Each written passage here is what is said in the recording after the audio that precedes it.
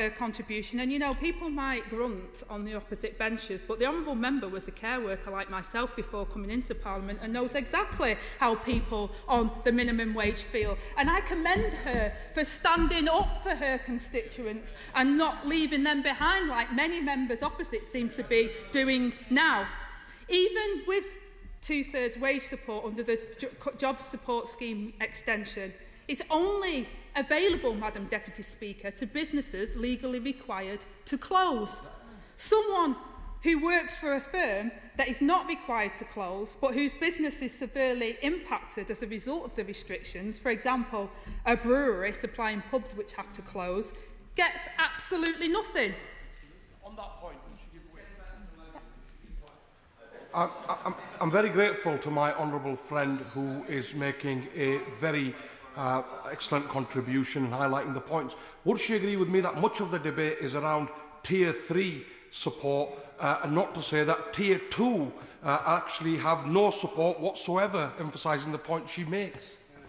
I thank my honourable member for his intervention and I absolutely agree. And the honourable member opposite who keeps chuntering, you had your chance, mate. Let other people in.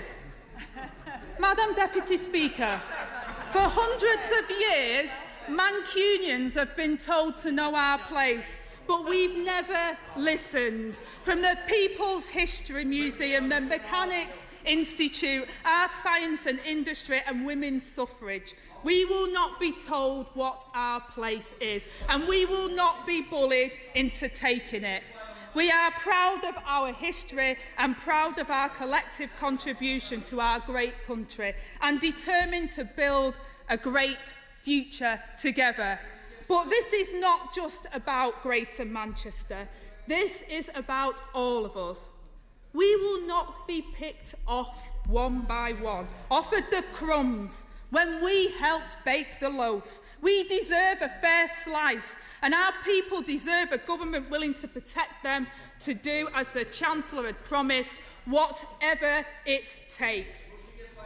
In recent days, it has been Lancashire, Liverpool and Greater Manchester.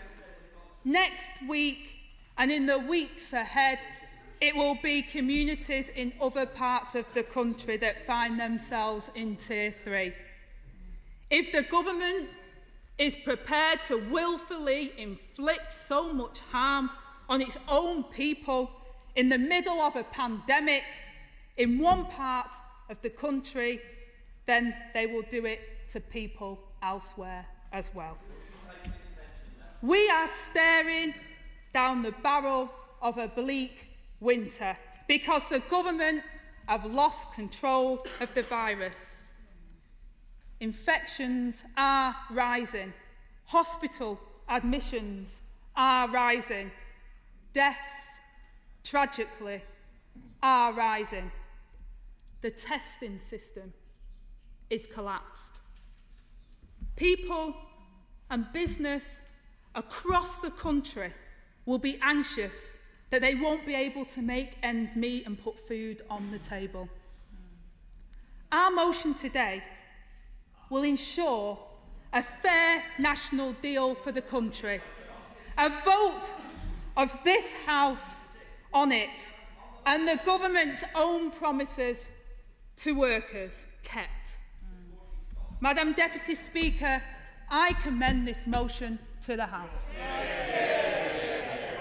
The question is, no, don't heckle when I'm on my feet. The question is, as on the order paper. I call Steve Barclay to move the amendment.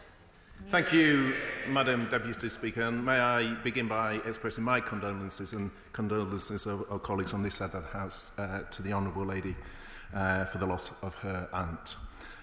She is right in her opening to talk of the shared desire of